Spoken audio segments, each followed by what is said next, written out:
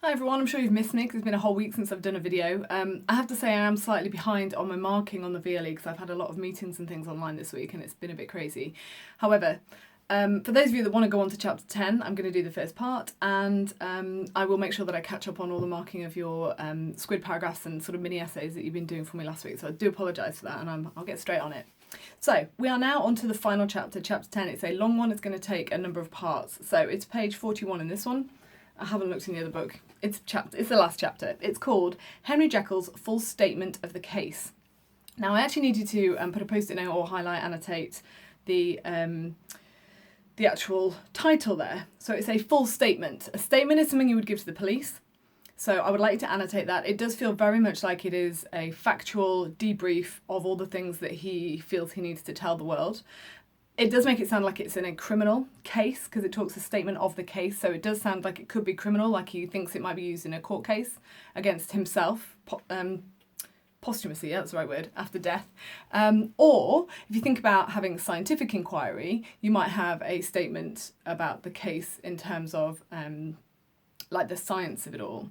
Personally, I'm leaning more towards the criminal, and I feel very much like he refers to it in an earlier part that we've talked about as a confession. In fact, I think it's Lanyon refers to it as Jekyll's confession.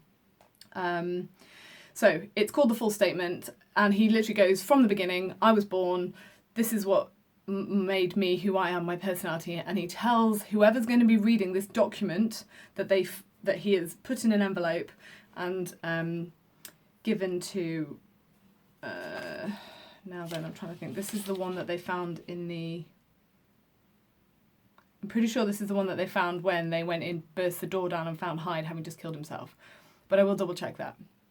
So, it starts with, I was born in the year 18... whatever, doesn't matter. To a large fortune. Endowed besides with excellent parts, inclined by nature to industry, fond of the respect of the wise and good among my fellow men, and thus, as might have been supposed, with every guarantee of an honourable and distinguished future. Now you'll start to see, I've got, hang on, this bit down here. I've got lots of highlighting, and if you turn the page, you can see I've got loads of highlighting, okay? So, on your Jekyll page, he comes from a large fortune. Naturally, his family are very industrious, which means that they make money, they're happy to work, they've got good work ethic, and they have good ideas, they're kind of entrepreneurs, whatever. And it says here, with every guarantee of an honourable and distinguished future. Please highlight that. So basically he's saying, I was born lucky. I was born into a great family with great prospects. There's no reason really for him to have gone off the rails and gone down this dark path that he's gone down to create Hyde. He's kind of explaining the fact that he was born into the gentry and a lot of people would look at that and think, wow, lucky guy. Okay. As you can see, I'm also losing pages here, so if I get a bit fluffled, it's because these pages I use so much because obviously they explain the whole story, that they're falling apart. And indeed, the worst of my faults was a certain impatient gaiety of disposition, such as has made the happiness of many, but such as I found it hard to reconcile with my imperious desire to carry my head high, and wear a more than commonly grave countenance before the public.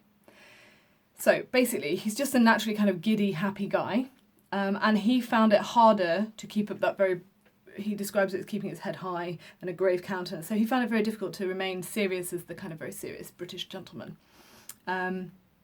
So this next line is important.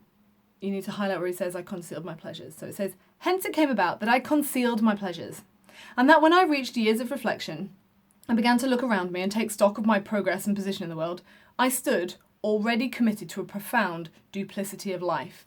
You need to highlight, I concealed my pleasures, and you need to highlight, I stood already committed to a profound duplicity of life. Duplicity means two things. So what he's saying is that by the time he tried really hard to be this upstanding gentleman and be grave and serious and all the things that he was meant to be, he realised that that wasn't really who he was, but he'd learned how to be that person, but he was also something else at the same time. So duplicity of life is a phrase that you can use in just about any essay for this, and it's worth writing down in your quotation sheet for Henry Jekyll. In fact, you might as well just have your Henry Jekyll page open and fill it, and probably fill another page and add to it, because there's so much stuff going on in here. So he talks about his pleasures and having to conceal them, so that's like hiding, obviously Mr. Hyde, got the obvious wordplay there. And in the profound duplicity of life, I think the word profound is important as well, because it kind of implies something philosophically about his soul, about his person, that he can't change. and this is going to really bug you. It's going to take me forever to get through this first page because there's so much to say about it. Okay. Many a man would have even blazoned such irregularities as I was guilty of, but from the high views that I had set before me, I regarded and hid them with an almost morbid sense of shame. So because of how high up he was born, he felt there was more need to hide these things. And the word shame kind of clashes with the words honourable and distinguished, which was how, a lot of people would view being born into high estate would be. It was thus rather the exacting nature of my aspirations than any particular degradation in my faults that made me what I was. And with even a deeper trench than in the majority of men, severed in me those provinces of good and ill which divide and compound man's dual nature. So what he's saying there is that because he is these two different people, because of his nature and the degradation of his faults, basically when he's good, he's really, really good, and when he's bad, he's really, really bad. And the thoughts that he has, the pleasures that he has to conceal, he describes them as a deeper trench than in the majority of men. So he's saying, I am different to the average guy. The average guy has got like, oh, here's good me and here's bad me. But he's like, here's good me, here's bad me. So he's saying the deeper trench is the imagery that we need to take away from that he sees himself as more susceptible to this problem of being two people at once than the average guy. He's trying to explain why he felt the need to separate his person into two. Okay. So you also need to highlight and write down provinces of good and ill which divide and compound man's dual nature. So he's talking about mankind. He's not just talking about men, although this is a book about men, isn't it? But he's talking about man's dual nature. So Henry Jekyll believes very firmly that man is split into two things, the civilised and the uncivilised, and we're constantly trying to mask the uncivilised with the civilised. In this case, I was driven to reflect deeply and inveterately on that hard law of life, which lies at the root of religion. So I've highlighted law of life lies at the root of religion, and is one of the most plentiful springs of distress. Though so profound a double dealer, I was in no sense a hypocrite. Please highlight these next few lines. Both sides of me were in dead earnest. So he wasn't faking it when he was being good, and he wasn't faking it when he was thinking bad things. He was genuinely both things. He wanted to be good, and he did feel good when he did those good things. So when he says that both sides were in dead earnest, that's one that needs to go on your quotation sheet, and the fact he's not a hypocrite.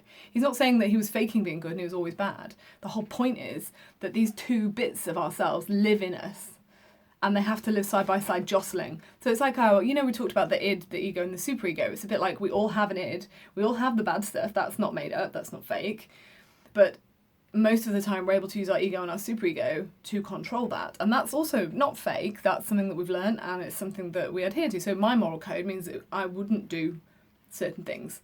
And not because I'm faking it, I'm not trying to be seen to be good, I just know that it's the wrong thing to do.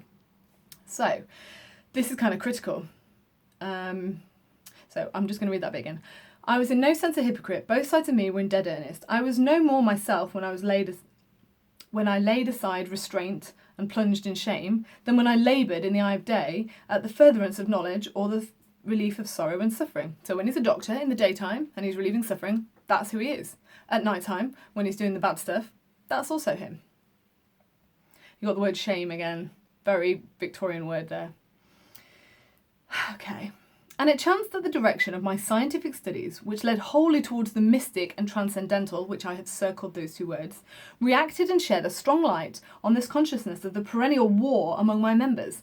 I've also circled the word war. In fact, I haven't, but I'm going to highlight it right now, because I don't know why I haven't. So he's describing his two factions in his own self as a war, so good versus evil in himself, his id versus his superego, battling with each other as to who has control of him. The idea that he describes his scientific studies as mystic and transcendental fits in with what Lanyon was saying about him being like unscientific balderdash and fantastical, all that stuff. So I'm up to here, and you can see my pink bit just here where it says, with every day, and from both sides of my intelligence, the moral and the intellectual, I thus drew steadily nearer to that truth by whose partial discovery I have been doomed to such a dreadful shipwreck. Please highlight that. That man is not truly one, but truly two. Write that down on any of your quotation sheets. I don't really care. Henry Jekyll probably, but you can probably put it on one of the other you know, like we've got the theme sheets. I haven't actually got them at home with me. I can't remember what's on them anymore. But so long as you have that quote, big, highlighted, learn this quote, pointed to it, okay? Man is not truly one, but truly two.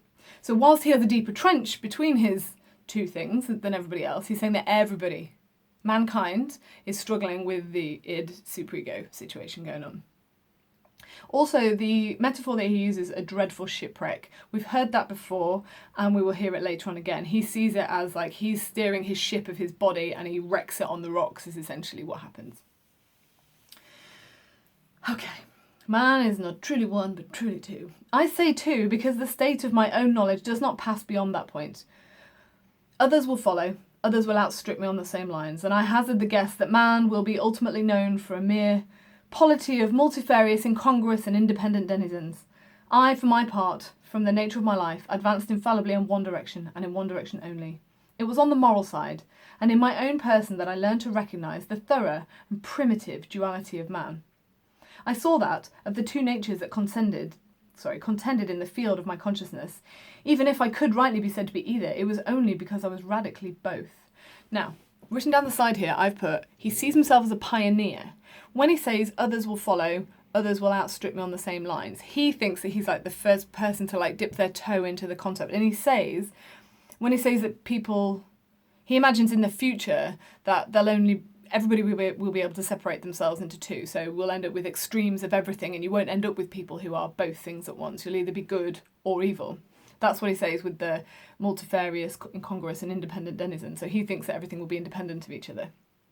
You need to highlight that he learned to recognise the thorough and primitive duality of man. You need to highlight that bit. I've got a little box around it just there. Primitive, you've got to think about Darwin's theory of evolution. Okay, you can actually put it on, I think you've got a theme sheet that's Darwinism, but just put it on Jekyll or Darwinism, whatever. But the idea that man is a beast. Okay, so this is in a time period where this theory is brand new and everyone's going, oh my God, there's so many things that prove true in this. And he's also saying that he's radically both things. He is primitive, but he's also civilized. He's able to be both things in the same body, and that's what's causing his conflict. Now, guys, I'm going to have to pause there because I'm already at 12 and a half minutes and I'm about to run out of time. So I'm just up to the radically both, and I'm going to go from there in the next bit. Okay, bye.